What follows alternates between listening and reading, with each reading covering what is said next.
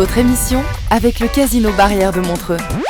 Provoquez la chance au Casino Barrière de Montreux. 365 jours par an. casinomontreux.ch.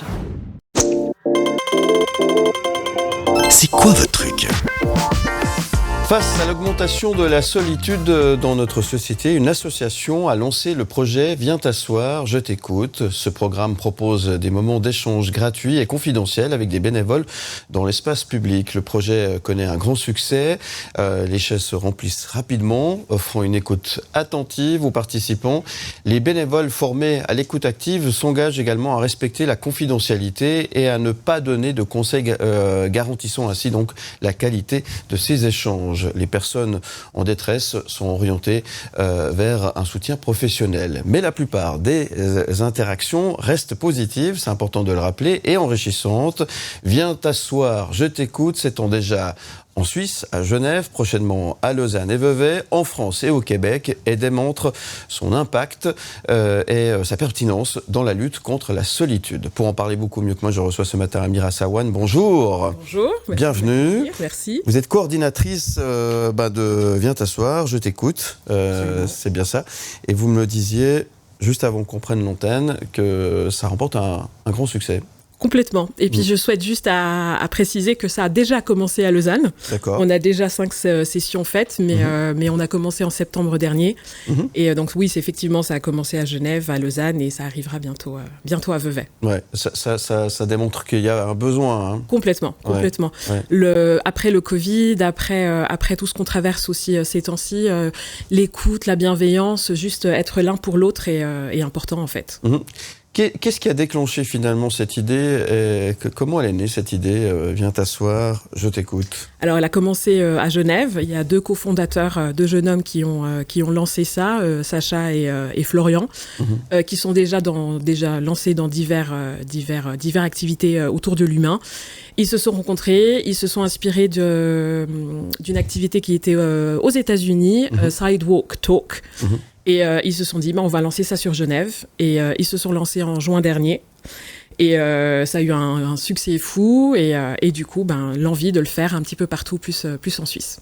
Qu'est-ce qu'on remarque ? C'est que finalement, il y a beaucoup de gens qui ont besoin de parler, qui ont besoin de s'exprimer, qui ont besoin de dire des choses, et qui n'ont pas forcément l'écoute souhaitée, c'est ça ? Oui, et puis surtout le besoin de partage, de créer un lien, de bienveillance, d'un petit sourire, d'un petit regard qui fait qu'on se sent moins seul, en fait, je pense. Mais ça signifie quand même qu'il y a un manque dans notre société, là. Ça veut dire qu'il y a quelque chose qui joue pas. Je suis Non, mais oui. C'est ce que vous remarquez. Complètement. Ouais. Effectivement, je une trouve... société un peu individualiste, on en est aujourd'hui à devoir mettre en place, ce qui est très bien, hein, ce genre d'activité. Ça, c'est un peu triste quand même. C'est triste et on le remarque en tout cas, moi je l'ai remarqué avec les jeunes qui passent. Ils sont là avec leur portable et ils regardent les chaises et se disent, mais je vais dire quoi à ces gens qui sont assis, je les connais pas. Et je leur dis, tout simplement, exactement ce que tu fais sur tes réseaux sociaux, tu racontes ce que tu as mangé aujourd'hui ou ce que tu vas mettre ce soir à ta tenue, c'est la même chose que tu vas faire, mais juste qu'il y a une personne en face de toi. Et il y a un décalage, en fait. Ils se disent, mais comment ? Alors que c'est exactement ce que vous faites sur les réseaux. Donc, mais ça, c'est la nouvelle génération. Alors, comment sélectionnez-vous et formez-vous ces personnes, ces bénévoles, parce qu'il faut rappeler que c'est des bénévoles qui absolument. sont là pour tendre l'oreille, pour offrir une écoute attentive à ces personnes qui viennent parler. Alors, on les forme pas. En fait, on lance vraiment une certaine date sur Lausanne et on fait appel à des bénévoles qui viennent. Et en fait, ils sont pas forcément formés. Il faut vraiment rappeler qu'on n'est pas des professionnels de la santé. C'est ça. On est vraiment des bénévoles de domaines différents. Et en fait, juste avant qu'ils arrivent, donc on leur envoie déjà un formulaire ou des informations pour poser le cadre. Et une fois qu'ils sont sur place, on pose le cadre, on rappelle les règles, comment les conseils. Il y a des règles, c'est ça. Il y a des règles, absolument. Il y a des règles pour que la session se passe bien, en fait. Donc, que ce soit la confidentialité, la bienveillance, l'écoute active, pas forcément partager peut-être des informations personnelles, et puis être présent, être là pour la personne qui en a besoin, en fait. Et vous l'avez dit, c'était plutôt bien accueilli. Oui. Genève a eu un franc succès. Lausanne, on vient de commencer, donc nos premières sessions étaient bien remplies. Et puis franchement, même quand il y a moins de monde, parce que la vie nous prend, même quand on était des 2 bénévoles et 2 coordinateurs, on a eu des sessions fantastiques en fait. Vraiment, la rencontre avec l'humain est exceptionnelle. Oui, exceptionnelle.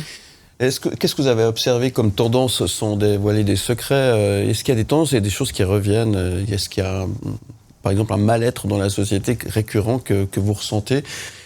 Qu'est-ce qui ressort de ces différentes expériences que vous avez peut-être pu vivre? La solitude et le manque de partage. Ouais. Ouais, c'est ça. Hein. Le manque de partage. Même si c'est une bonne nouvelle, on ne sait plus à qui la partager et la partager sur le moment présent. Parce que même si on le partage dans les réseaux sociaux, on attend le retour du message dans 2-3 semaines ou dans 2-3 jours. Donc la spontanéité et l'impact direct, en fait, le partage direct. Et puis le cœur, quoi. Le cœur est là. Ouais. Et comment gérez-vous si la situation peut être compliquée? Vous êtes là pour peut-être aider la personne à se diriger vers des professionnels. Hein, alors les bénévoles, donc eux sont là pour l'écoute, mais il y a toujours des coordinateurs qui sont sur place. Et les bénévoles nous disent voilà, j'ai besoin de ton aide, etc. Est-ce que tu peux venir? Et du coup on prend la personne en question, on lui parle en tant que coordinateur et on est vraiment une plateforme de redirection vers les associations ou les endroits compétentes. Compétences, d'accord. Alors, comment on fait pour vous trouver si on a besoin de venir Alors, il y a le site internet jetécoute.org. Il suffira juste d'aller sous l'onglet ville et vous verrez donc les différentes villes. Et sous chaque ville, il y aura les dates. Et puis aussi, du coup, sur le site internet, il y a un lien qui vous dirige vers le groupe WhatsApp. Et je vous rassure, ce sera que des messages des coordinateurs. Vous n'allez pas être bombardé de messages. Et du coup, dans ce groupe WhatsApp, vous avez aussi les dates, etc. Et surtout les dernières news, si ça a été annulé ou autre à cause du temps. Voilà. D'accord. Et ça se passe finalement dans un parc public, au bord du lac, un espace public, voilà. Ouais. Un espace public. À Genève, c'est à Aubin-des-Paquis. À Lausanne, c'est à la place Saint-François. Pour l'instant en tout cas, et voilà, on installe des chaises, les bénévoles assis, des chaises vides devant, et les passants sont bienvenus pour venir s'asseoir. Et c'est gratuit. Et c'est gratuit. Et ça fait du bien. Et ça fait du bien, autant ceux qui écoutent qu'aux bénévoles, qu'aux coordinateurs. Voilà. Bravo pour ce beau projet. Merci d'être aussi bienveillant et de venir en aide à toutes ces personnes qui souffrent effectivement de solitude. Des fois, ça peut être des personnes qu'on connaît, on ne se rend pas forcément compte. Oui, aussi. Là aussi, c'est bien d'en parler un petit peu autour de vous. Et puis, n'hésitez pas donc à aller faire un petit tour sur le site internet. On l'a dit, jetécoute.org. C'est ça. Tout simplement. Vous êtes active et actif avec l'association du côté de Genève, Lausanne, bientôt Vevey. Oui, c'est ça? On a fait les demandes, donc on attend les réponses. Voilà. Et d'autres projets aussi Je suppose, ça dépendra des disponibilités. Et à la recherche de personnes, de bénévoles justement? Volontiers, si vous êtes intéressé, même pour être écouté ou être bénévole, ou même si vous voulez faire partie du projet ou le monter dans d'autres villes, contactez-nous par mail, par WhatsApp, sur le site internet et on sera là, on répondra. Les prédispositions quand même pour être bénévole, c'est d'avoir de l'empathie, d'avoir une capacité d'écoute. Oui, et de l'empathie et être très bienveillant envers soi et envers les autres. Balance ton sport. Objectif Jeux Olympiques 2024 à Paris avec Adrien Briffaut que nous suivons dans sa phase préparatoire pour les JO Olympiques, les Jeux Olympiques de cet été tout simplement à Paris. Nous allons retrouver la 12e et avant-dernier épisode, je vais arriver de notre série documentaire qui nous immerge tous les lundis, vous le savez, tous les lundis matins dans la préparation olympique du triathlète veveysan. Adrien Briffaut, le triathlon c'est forcément de la natation et pour s'entraîner, notamment en open water, le lac Léman est un terrain de jeu parfait. Adrien Briffaut. Adrien Briffaut, objectif olympique. On va dire l'entraînement sur le lac Léman ou l'entraînement en open water, on va environ une fois par semaine, mais ça commence entre mi-mai, début juin. C'est jusqu'on va dire mi-septembre, fin septembre. Et vraiment les conditions, faut attendre que le lac il soit assez chaud parce que si le lac il a 14 degrés, oui on va pouvoir nager une demi-heure avec la néoprène, mais après on va avoir froid et puis faut quand même faire des entraînements de qualité, donc on va principalement prioriser quand le lac il commence à avoir 16, 17, voire 18 degrés pour avoir quand même un bon entraînement où on peut vraiment faire une heure d'entraînement. C'est important de travailler l'eau libre par rapport à la piscine parce que la piscine on va nager dans une ligne, on va nager tout droit. En eau libre on va devoir s'orienter, il y aura les bouées, il y a les aspects externes, il peut y avoir du vent, il peut y avoir des courants, il peut y avoir des vagues, il y a plein d'aspects différents. Par exemple à Paris il y aura vraiment du courant de la Seine, donc ça va être un aspect différent que peut-être une natation en piscine où il n'y a pas vraiment de courant. Ça dépend un peu le type d'entraînement. On va souvent enchaîner des kilomètres. On va souvent dans l'entraînement essayer de faire souvent sur des plateformes comme ça, faire 2-3 départs en groupe ou tout seul pour faire quelques sprints. On va aussi des fois faire des travails de bouée, donc on va prendre des bouées dans le lac, faire des petits tours, faire des sprints. Ça peut être un peu tous les types d'entraînement comme en natation où on va faire. Par contre, on va moins bosser l'aspect technique, on va plus bosser l'aspect gestion du groupe en natation en groupe ou comme ça. Pour moi, le ressenti du lac Léman, c'est un lac que je trouve vraiment magnifique.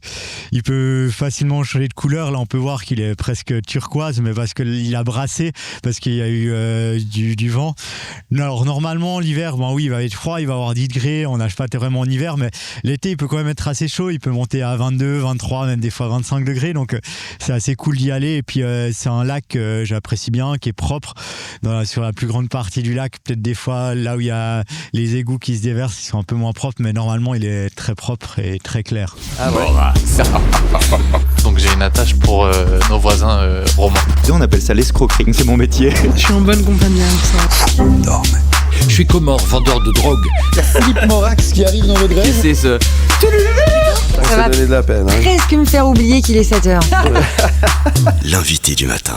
Pénurie de pompiers volontaires, un appel à la mobilisation, le défi du recrutement chez les pompiers, comment inciter la population à rejoindre les soldats du feu. Il y a 20 ans, notre pays comptait environ 200 000 sapeurs-pompiers. Aujourd'hui, ce nombre est tombé à 80 000, soit plus de la moitié en moins. C'est une phrase pas facile à dire.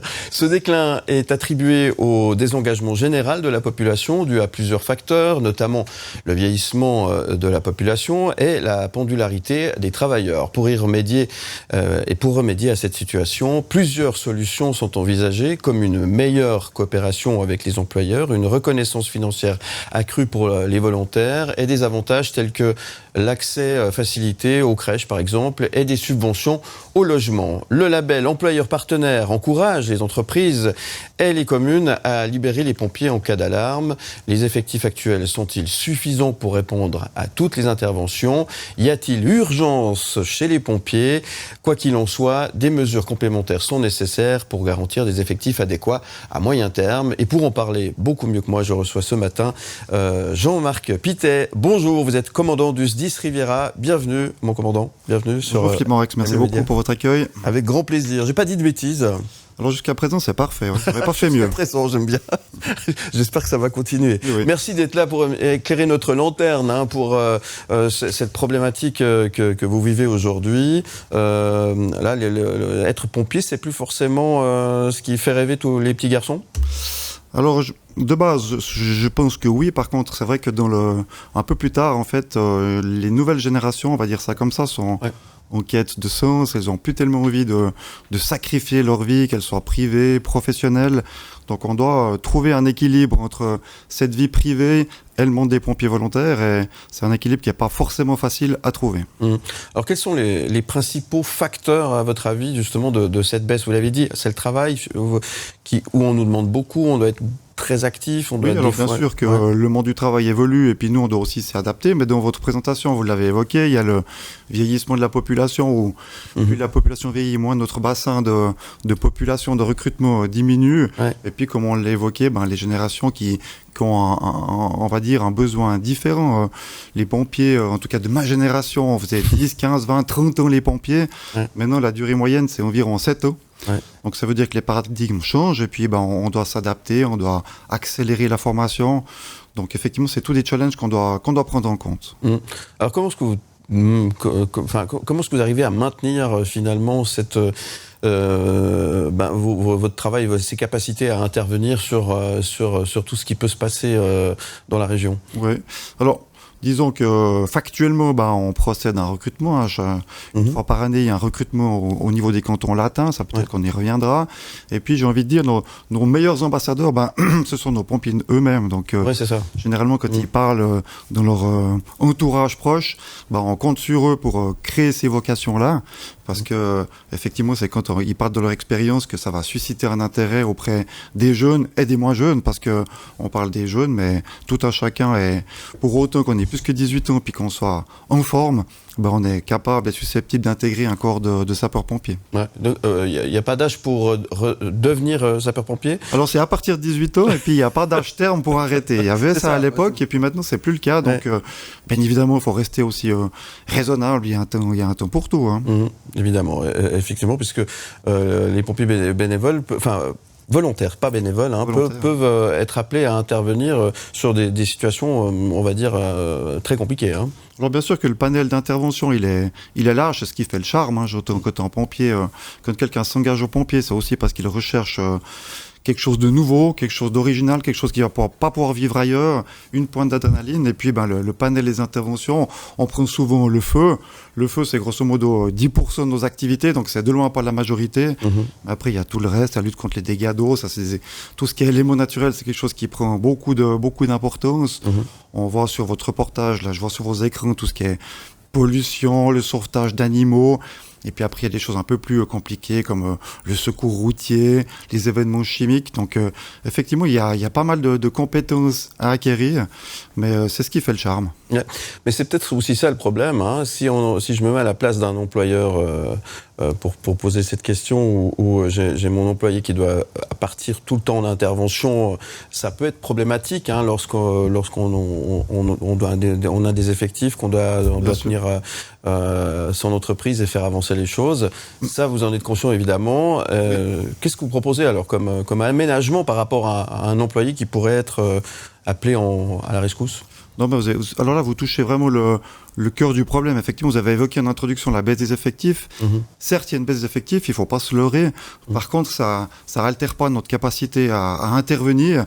Par contre, effectivement, en journée, en semaine, là, les effectifs sont courts. Et puis, les arguments qu'on a auprès des employeurs, si vous faites le parallèle avec la protection civile ou l'armée, il y a l'assurance perte de gain, les fameux APG qui compensent, on va dire, quelque peu financièrement lorsque le collaborateur est loin. Dans le monde des pompiers, ça n'existe pas. Donc, il faut trouver des échanges de bons procédés avec les employeurs. Bien évidemment que si vous avez l'opportunité d'employer un pompier volontaire, c'est quelqu'un qui est formé sur un certain nombre d'éléments, que ce soit l'aspect vraiment technique pompier, mais il y a l'aspect de la conduite, peut-être du management, de gestion du stress. Et puis ça, c'est quelque chose qu'on doit valoriser auprès des employeurs parce que forcément que ça sera utile dans le monde professionnel. En tout cas, on s'y emploie. C'est quoi les prédispositions alors pour être pompier aujourd'hui ? Vous l'avez dit, il faut avoir plus de 18 ans. C'est ça. Il faut être en bonne forme, évidemment, j'imagine. Alors, idéalement, bien sûr qu'il faut être en bonne forme. 18 ans, vous l'avez évoqué. Et puis, je crois qu'il faut être motivé. C'est ce qui fait la force des pompiers volontaires. Ouais. C'est tous des gens qui sont passionnés, motivés. Et puis, c'est grâce à ça que le système fonctionne. Hein. Dans le canton, on a des pompiers professionnels, on a des pompiers volontaires. On a 120 pompiers professionnels à Lausanne qui interviennent en ville, sur la couronne et sur l'ensemble du canton avec des moyens particuliers, mais tout le reste du système fonctionne avec des pompiers volontaires. Donc, ce qui fait la caractéristique, ce sont des pompiers, des gens qui sont motivés, passionnés, et puis, bien évidemment qu'il faut faut consacrer du temps libre. On ne va pas s'engager comme ça à la va-vite. C'est comme si on s'engage pour faire un sport, on va le faire correctement. Les pompiers, c'est la même chose. Il y a quand même une certaine exigence en termes de ressources à donner au monde des pompiers. Merci d'être avec nous ce matin. On va continuer de parler de cette mobilisation que vous proposez pour celles et ceux parce que les femmes aussi peuvent être pompiers, ça c'est important, on a tendance à l'oublier, hein, oui. Il faut le rappeler aussi. Comment on fait pour s'inscrire? Où faut-il aller remplir un formulaire pour devenir pompier ou pompière? On dit pompière? On dit sapeuse-pompier, effectivement. Je crois que c'est reconnu par l'Académie française. D'accord. Non, alors effectivement, vous faites bien de le dire. Il n'y a pas... Le monde des pompiers est ouvert à tous et à toutes, effectivement. Donc aujourd'hui, il y a grosso modo 15-16% de femmes qui sont incorporées dans nos corps de sapeurs-pompiers. On essaye de faire augmenter ce nombre-là parce que le potentiel, il est important. Je pense que nous, on doit aussi orienter notre communication un petit peu sur les femmes. Voilà, donc si je reviens à votre question par rapport au recrutement, oui. Donc c'est prévu tous les premiers jeudis du mois de novembre. Oui. Donc l'ensemble des cantons latins se sont réunis pour se mettre d'accord et puis pour dire, le premier jeudi du mois de novembre, on fait des portes ouvertes sur l'ensemble des casernes. Je crois qu'il y a même le canton de Soleure maintenant qui s'y associe. Donc il y a aussi une volonté de rouvrir ça à l'ensemble de la Suisse. Donc c'est quelque chose qui est intéressant. Et puis toutes les personnes intéressées seront accueillies dans la caserne la plus proche de leur lieu de domicile. Et puis là, on va leur expliquer qu'est-ce que le monde des pompiers, en essayant de rendre attractif notre activité de sapeur-pompier pour qu'on puisse augmenter le nombre de pompiers volontaires. Ah ouais. Ça va donner de la peine. Presque me faire oublier qu'il est 7h. L'invité du matin. Mon invité ce matin, le commandant du SDIS Riviera, Jean-Marc Pittet, qui est avec nous. Merci d'être là. Pénurie de pompiers volontaires, un appel à la mobilisation. On en parle ce matin, c'est notre sujet. On le disait, vous êtes à la recherche de pompiers, de gens en dessus, de 18 et plus. C'est ça. Il n'y a pas d'âge. Enfin, quand même, il faut être en pleine forme. C'est ça. Il faut être passionné aussi, à quelque part. C'est un métier passion aussi, d'être pompier. Alors, c'est un métier passion. Alors, effectivement, il y en a qui ont fait leur métier. J'évoquais avant les pompiers professionnels. Ouais. Et puis d'autres, ils ont effectivement la possibilité de faire ça en parallèle d'une activité professionnelle. Mm-hmm. Et puis, c'est ce qui fait, d'un côté, le charme. Puis de l'autre côté, c'est ce qui fait sa principale difficulté. Parce que d'être pompier volontaire, quand vous voyez le catalogue des prestations avec la technicité qui est mise en parallèle, effectivement, c'est pas mal d'heures de formation, c'est pas mal d'investissement pour être au top le jour où il faut intervenir. Oui. Ouais. Alors j'ai eu un lapsus involontaire tout à l'heure, j'ai parlé de bénévole, mais c'est pas du bénévolat, c'est du volontaire. Vous êtes payé, mais ça pourrait être mieux quand même, parce que c'est peut-être ça le problème en fait. Oui, ça peut toujours être mieux. Donc effectivement, c'est des pompiers volontaires, ils touchent une solde. Cette solde, c'est entre 20 et 25 francs quand ils sont en formation, 30, 35 francs, 40 francs quand ils sont en intervention. Donc c'est pas avec ça qu'on va devenir riche, effectivement. Ouais. Mais disons que typiquement, un jeune qui serait aux études, qui s'engage aux pompiers, ça lui permet quand même de pouvoir toucher un petit quelque chose. Ça lui permet aussi de cotiser typiquement à l'AVS pour éviter d'avoir un trou dans sa période de cotisation. Ouais. Donc voilà, on met du beurre dans les épinards, quoi. C'est ça. Et puis ces montants de solde, ils sont non soumis aux impôts jusqu'à concurrence d'un certain montant. Donc voilà, financièrement, ça peut aussi effectivement apporter un peu de beurre dans les épinards, comme vous dites justement. Ouais. C'est un métier à risque. L'image que ça renvoie, justement, on se dit quand même, on peut nous appeler à n'importe quelle heure du jour et de la nuit. C'est un métier quand même assez risqué. Ça veut dire qu'il faut aussi se préparer. Finalement, c'est peut-être pas ça le nœud du problème. C'est juste une question pécuniaire, finalement. Pensez-vous que ça peut être... Alors, bien sûr que si financièrement on pouvait avoir des pompiers professionnels sur typiquement l'ensemble du canton de Vaud, ce serait plus simple. On aurait la garantie d'avoir toute l'année des pompiers qui sont hyper efficaces, hyper réactifs, mais financièrement parlant, c'est pas quelque chose qui est jouable. L'avantage d'un pompier volontaire, comme je vous l'ai dit, il est en activité, et puis finalement on va le solder au moment où on a besoin de lui. Mais entre deux, il fait ses propres occupations.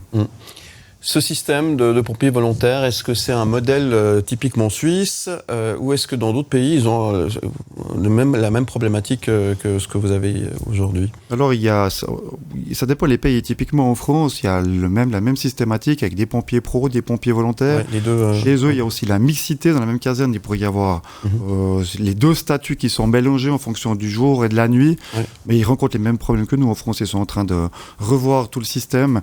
Et puis, ça pose des questions. Les challenges qu'on rencontre chez nous, dans le canton ou en Suisse, on les retrouve aussi dans des pays limitrophes, effectivement. Ouais.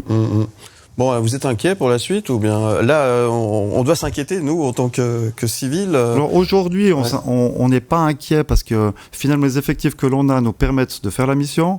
L'évolution technologique fait aussi qu'on est plus performant sans vouloir dénigrer ce qui se passait par le passé, mais effectivement on a du matériel qui tient la route, mais il faut pas se leurrer, il faut effectivement se poser les questions, avoir les soutiens politiques, la responsabilité d'avoir des pompiers volontaires elle incombe aux communes, et puis il faut que les gens qui sont en place prennent conscience de ça, nous soutiennent. J'apprécie d'être là ce matin pour nous soutenir dans la démarche, parce que c'est en communiquant, en expliquant nos challenges, et puis en expliquant surtout que cette activité de pompier volontaire, c'est une activité, je dirais, unique, hors norme. Si vous êtes à la recherche d'une pointe d'adrénaline, et puis si la routine c'est quelque chose qui vous convient pas, alors vous avez frappé à la bonne porte, effectivement. Ouais. Moi, j'en profite pour saluer le métier que vous faites et féliciter toutes les personnes qui travaillent justement dans les différents corps de sapeurs-pompiers et vous remercier aussi parce que c'est important. On a tendance à oublier de vous dire merci. Ça, c'est sympa. C'est aussi effectivement important. Est-ce qu'il y a des avantages aussi qui peuvent être utiles dans la vie civile? Je pense là, quand on conduit un camion de pompiers, on n'a pas forcément, quand on vient volontaire, on n'a pas forcément son permis de poids lourd. Est-ce que par cet intermédiaire, on peut apprendre ou avoir un permis après qui peut être utile dans la vie de tous les jours?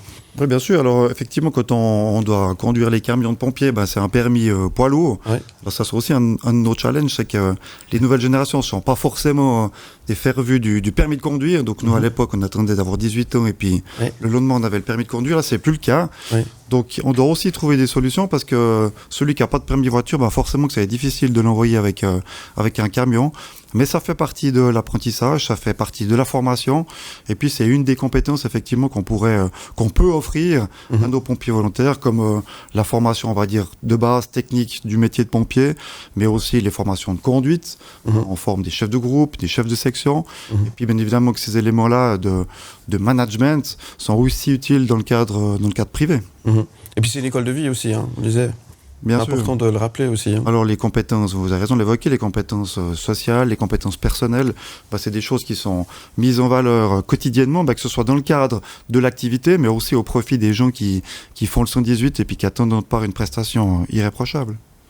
Merci beaucoup. Qu'est-ce qu'on peut faire pour rappeler à la population qu'il faut en tous les cas aller se renseigner pour en savoir un petit peu plus? On rappelle le site internet. Oui, www.118-info.ch. Donc ça, c'est vraiment un site qui va vous renseigner. Il est valable pour, je disais, l'ensemble des cantons latins.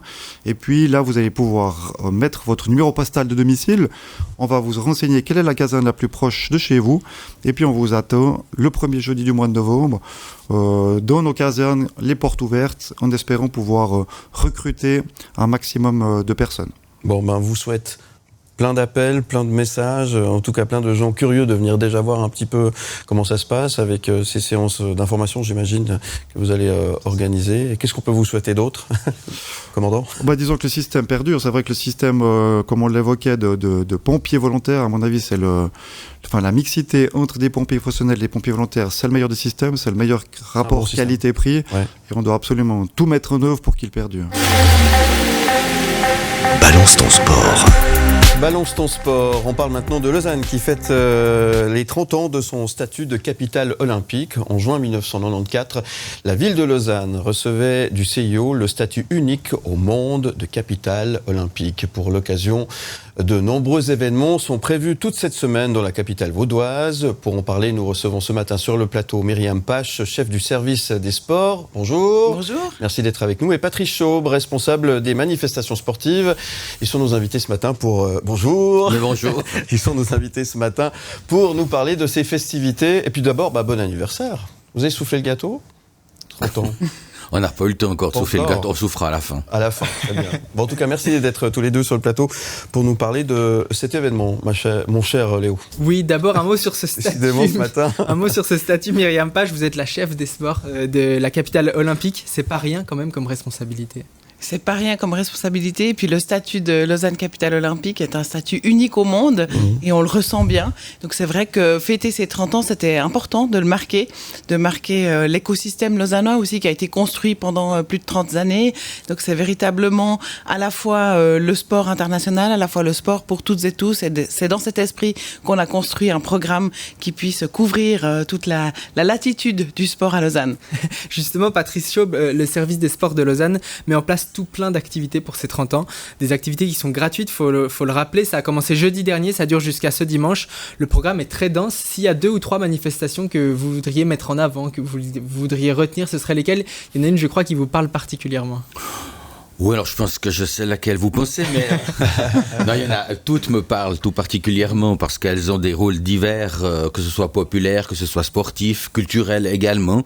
Mais disons, c'est vrai qu'on a cette fameuse course du M2 Challenge ou M2 Challenge qu'on parle pour beaucoup, qui aura lieu jeudi et qui va dire qui va gagner la course, si c'est l'être humain ou le métro au départ de Ouchy Olympique pour aller jusqu'aux Croisettes.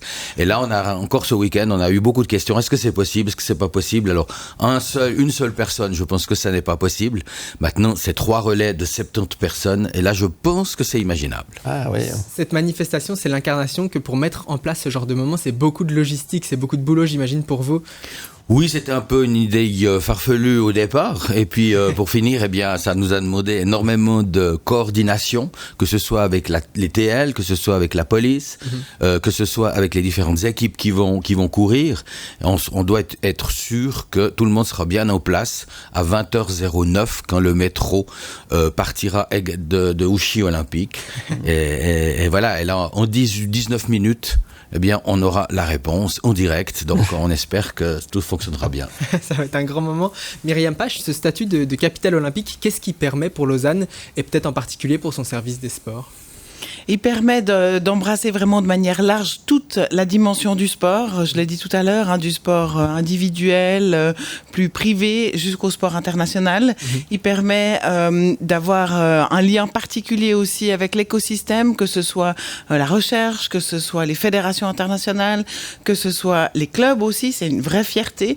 Et puis, c'est aussi un devoir. C'est un devoir de faire du sport ici à Lausanne. Donc, c'est vraiment ce qu'on essaye de porter. C'est vrai que ce rayonnement est très important. Et pourquoi est-ce que Lausanne a été choisie il y a 30 ans comme capitale olympique? Qu'est-ce qui lui a permis? Parce que c'est le centre du monde. Merci d'avoir répondu. C'est vrai ou pas? Probablement que c'était à cause du centre du monde. Je crois qu'il y avait un attachement particulier. Vous savez que le CIO était à Lausanne depuis 1915. Donc c'était aussi sceller quelque chose qui datait depuis longtemps et puis se donner peut-être un objectif. Donc on va poursuivre dans cette lancée-là. Patrice Chaube, dimanche, les festivités se concluront par une course hors des sentiers battus. La course Lausanne, capitale olympique, l'idée c'est de découvrir la ville à travers des lieux marquants, c'est ça? Oui, alors c'est de découvrir la ville au travers des musées, au travers de lieux sportifs bien connus maintenant à Lausanne. On attend environ 3000 personnes. Il reste encore quelques places pour s'inscrire, donc il faut profiter. Et puis, pour la première fois, la course va partir du stade de la Tuyère pour se terminer dans la fan zone de la place de la Navigation, avec ensuite un concert, à 11h30 de Lake Voxis. Avec 90 chanteurs, musique, etc. Et donc, de nouveau, des grands moments en perspective. Peut-être revenir quand même juste, si j'ose, mais sur le samedi avec le concert de l'orchestre de chambre de Lausanne, sous la direction de Renaud Capuçon, à la Maison Monrepos. Et ça va être un très, très grand moment, notamment avec l'école de danse Studio Les Arts et Mamadou Colombo, qui va venir avec sa troupe d'une dizaine de danseurs. Il n'y a pas de répétition prévu, ça sera véritablement un travail sur le moment de cohésion, avec une répétition générale quand même à 17h, 2 heures avant le concert officiel. Donc voilà, et puis la vasque olympique. Je ne sais pas si tu veux dire 2 mots. Peut-être juste pour Monrepos, rappeler que ça a été le domicile de Pierre de Coubertin, donc c'est vraiment un clin d'œil et un hommage. Et puis effectivement, l'inauguration de la vasque olympique le 21 avec l'allumage de la flamme. Donc ce sera vraiment aussi la mémoire des JOJ 2020 qui sera rappelée à ce moment-là. Donc on se réjouit beaucoup. Et puis c'est vrai que c'est un programme aussi qui allie des éléments culturels. Donc il y aura de la danse tout au long de la semaine et de la musique, on l'a dit, avec ces différentes interventions. Donc vraiment quelque chose d'à la fois sportif et populaire, on s'en réjouit beaucoup.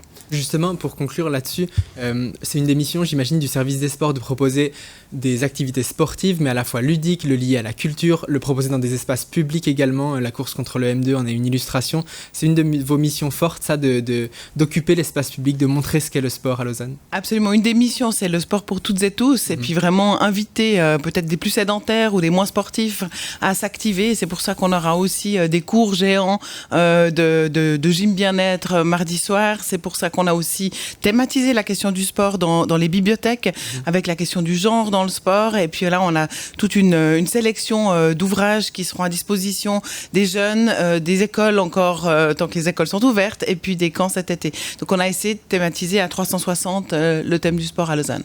Merci beaucoup Myriam Pache, merci Patrice Chaube. Merci. Pendant que vous faites votre semaine olympique toute cette semaine dans les rues de Lausanne, nous aussi on fera notre semaine olympique dans Balance ton sport cette semaine à 7h35. Demain on parlera de ces cours de sport géants qui commenceront et on se réjouit de parler de toutes ces activités diverses qui se passeront dans la capitale vaudoise. Balance ton sport, le MAG.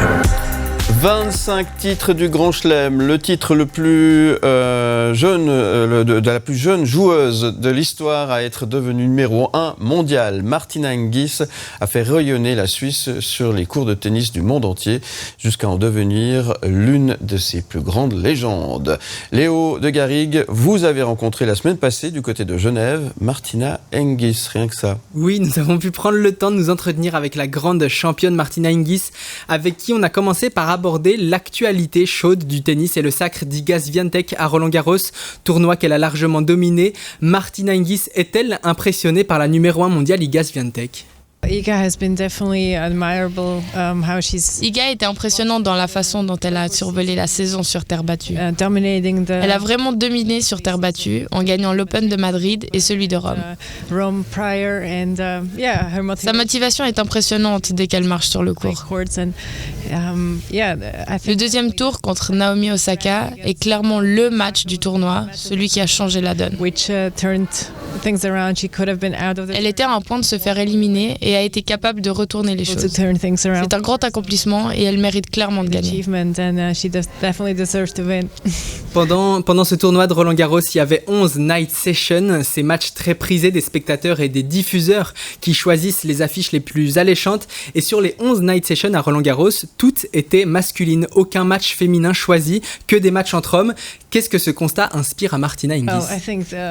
Je ne suis pas directrice de tournoi et il y a sûrement des raisons pour lesquelles les choses se sont passées comme ça. À l'US Open, c'est obligatoire d'alterner et à l'Open d'Australie également désormais.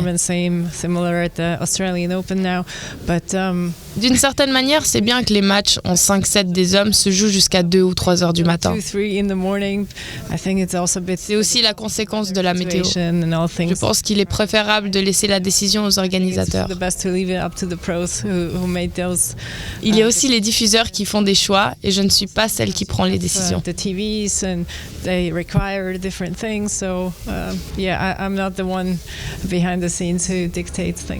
Alors souvent on parle des défaites des joueuses et joueurs suisses, hein. On a l'impression qu'on est un peu là dans une période un peu creuse. Oui, complètement. À l'heure où l'interview a été enregistrée, la première Suissesse au classement de WTA, c'était Victoria Golubic, 73e seulement. Alors qu'est-ce qui manque au tennis suisse pour aller chercher les premières places ? Réponse de Martina Hingis. Je pense que la situation est particulière. Belinda Bencic est devenue maman. J'ai vu une vidéo où elle est sur le court et elle reviendra probablement bientôt à la compétition. C'est dommage parce qu'il y a des jeunes joueuses. Je pense à Céline Neff qui a travaillé avec ma mère et moi-même pendant 7 ans. Elle a eu sa place sur le circuit. Elle a un peu plus de mal en ce moment, mais j'espère qu'on la verra dans le futur. Il y a des jeunes joueuses qui ont des hauts et des bas, mais c'est pareil chez les hommes. Il y a quelques jeunes joueurs prometteurs avec Dominique Stricker, Leandro Riedi, et j'espère qu'ils resteront en bonne santé. Parce que c'est la chose la plus importante pour un sportif. Tu dois rester en forme et être compétitif pour optimiser leur niveau.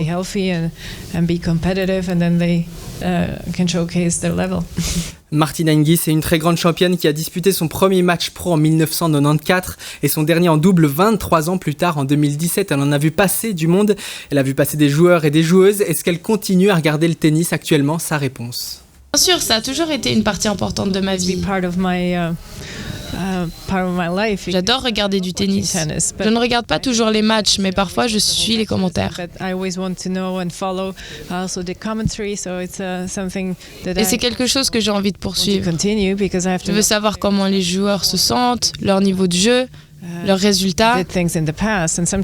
Et parfois, je vois des joueuses prometteuses comme Mira Andreeva à Roland-Garros, qui est très intéressante et qui s'est améliorée depuis l'année dernière.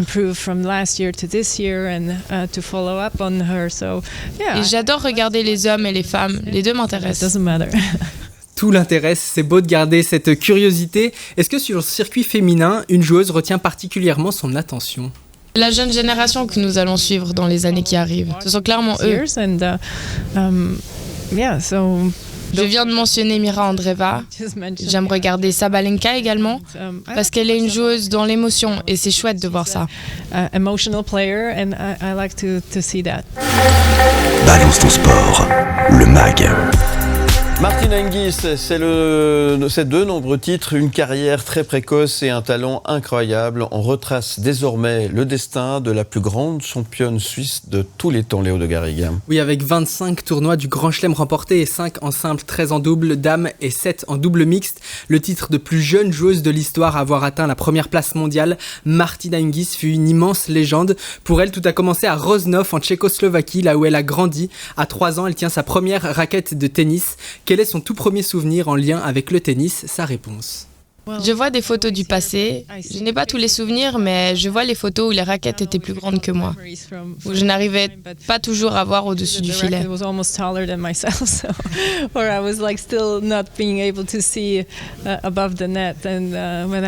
J'ai eu des adversaires plus tard qui disaient « Ah, où est la petite fille de l'autre côté du court ?»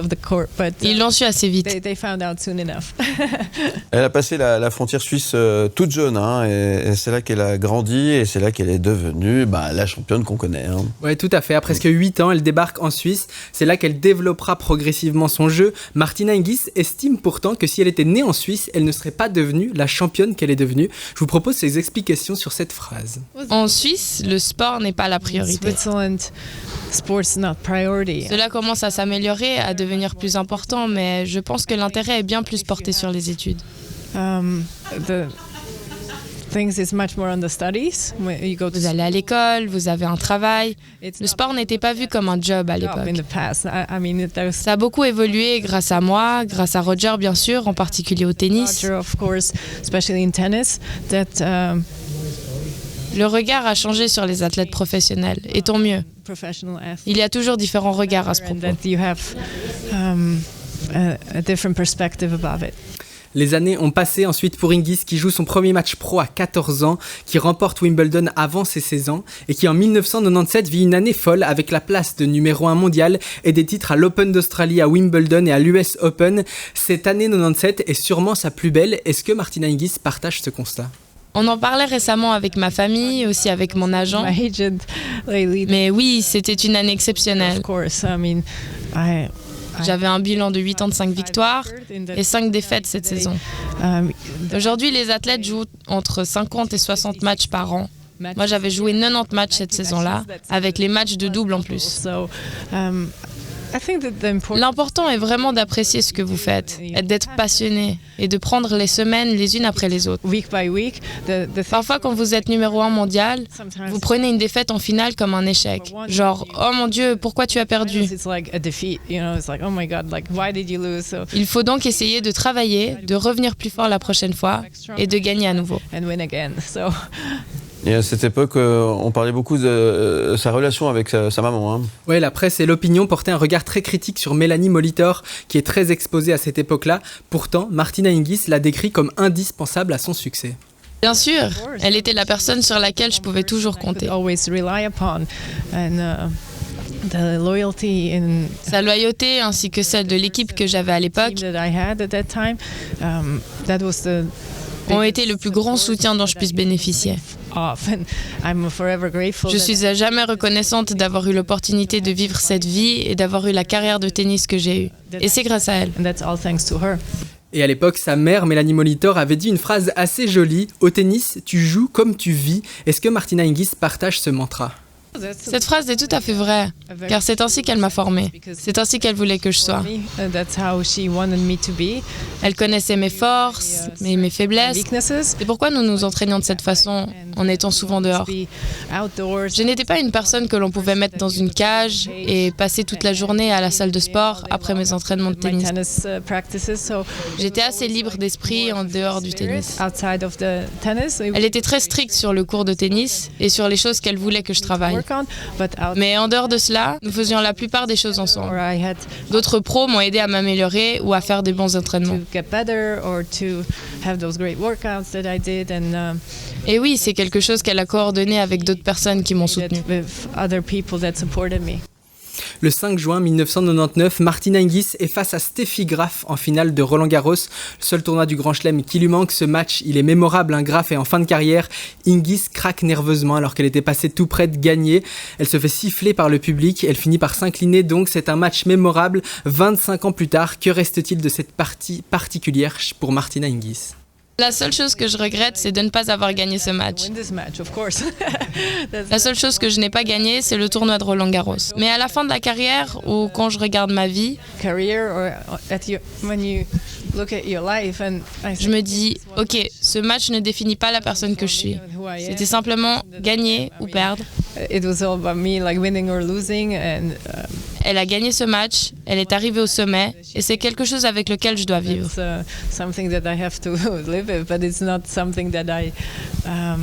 Mais ce n'est pas quelque chose auquel je vais penser tout le reste de ma vie. Ce n'est que lorsque vous me le rappelez. Sinon, la vie est trop courte pour avoir des regrets. Balance ton sport, le MAG. Balance ton sport, le MAG, avec un spécial Martina Hingis que l'on vous propose ce matin. D'ailleurs, tout au long de sa carrière, Martina Hingis n'a jamais eu la popularité qu'a pu connaître, par exemple, un joueur comme Roger Federer.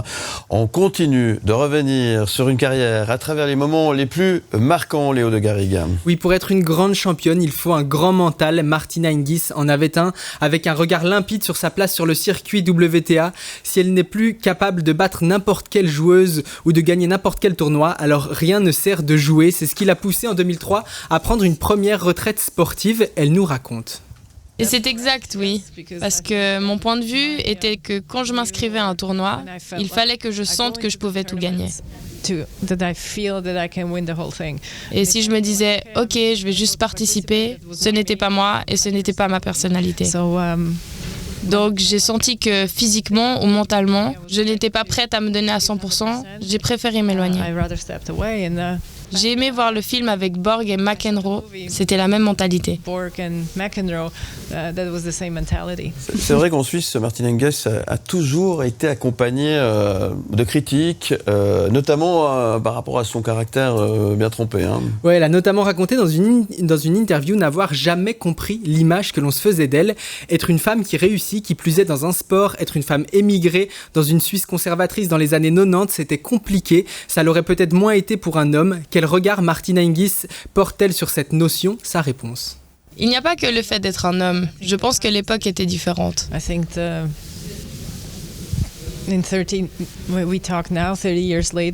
Je pense que 30 ans après mes débuts, la vision du sport féminin, du sport professionnel féminin, est totalement différente. Moi, j'étais là en Suisse, dans un pays où les skieuses étaient très fortes, mais cela touchait, disons, 10 pays dans le monde. Le tennis est un sport tellement mondial que j'étais quelque chose qui n'existait pas en Suisse auparavant. Aussi parce que j'étais très jeune, je gagnais de l'argent, je gagnais des tournois et j'en faisais un métier, ce qui n'existait pas. Tout ce qui est nouveau a un effet waouh sur les gens. Et je pense que c'est chouette de voir que maintenant les jeunes filles qui font du sport et veulent en faire leur métier, c'est plus simple pour elles aujourd'hui.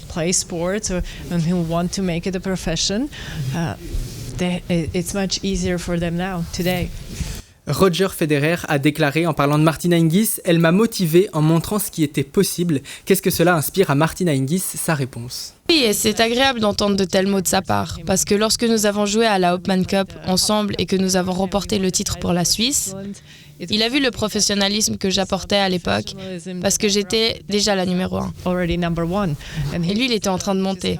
C'était un junior qui venait d'entrer en scène, et il était en train de me regarder comme je regardais les autres dans mon sport quelques années avant. C'était donc quelque chose qu'il pouvait apprendre et qu'il était prêt à apprendre. C'était quelque chose d'exceptionnel et c'est ce qui a fait de lui ce champion qu'il est devenu dans sa carrière. Et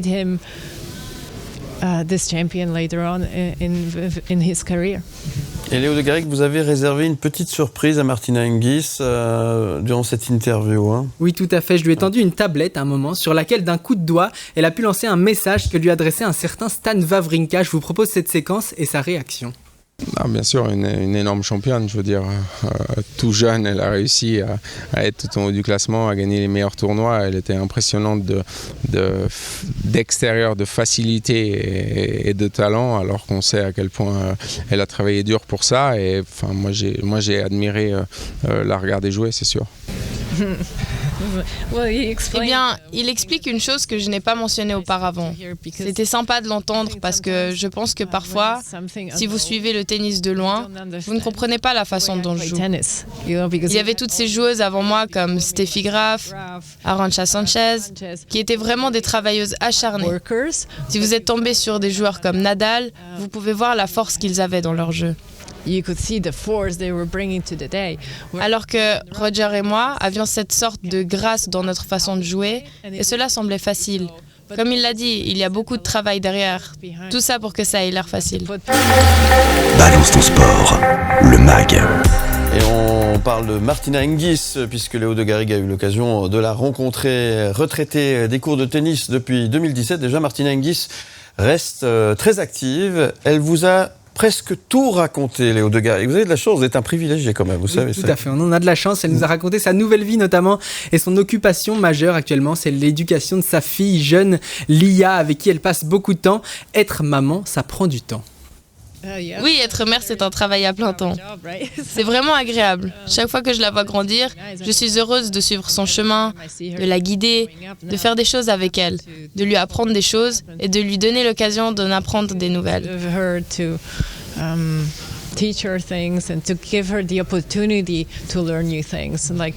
ces choses qu'on ne m'a parfois pas données. Je n'ai commencé à faire de l'équitation qu'à l'âge de 11 ans. Il y a d'autres choses que j'aurais aimé pouvoir faire, mais je n'ai pas eu l'occasion ou l'argent pour le faire. Aujourd'hui, j'ai le luxe d'avoir le temps d'être là pour elle. Hingis, c'est également donc une passionnée des chevaux. Tout à fait, oui. Les chevaux l'ont accompagnée pendant sa carrière. Elle a désormais réalisé un rêve en possédant sa propre écurie à Bad Ragaz. Elle nous raconte cette passion. C'est une petite écurie. Elle ne peut accueillir que 6 chevaux. J'ai 4 personnes qui amènent leurs chevaux et il ne me reste qu'une jument que je monte encore, mais seulement 1 ou 2 fois par semaine. Je ne passe donc pas beaucoup de temps avec mes chevaux. Cette période est derrière moi. C'est bien que nous puissions aller dans la forêt, faire des promenades. Et j'emmène ma fille avec moi. Et ces moments que nous avons ensemble me font vraiment plaisir. Sa fille, ses chevaux, ça prend déjà beaucoup de temps. De quoi d'autre sont faites les journées de Martina Hingis depuis sa retraite sportive? Sa réponse. Aujourd'hui, je passe beaucoup de mes journées avec des sponsors. Je suis ambassadrice de différentes marques. J'ai aussi fait des commentaires. J'ai entraîné de jeunes joueurs. Toutes ces choses, en plus d'être mère, c'est déjà très prenant.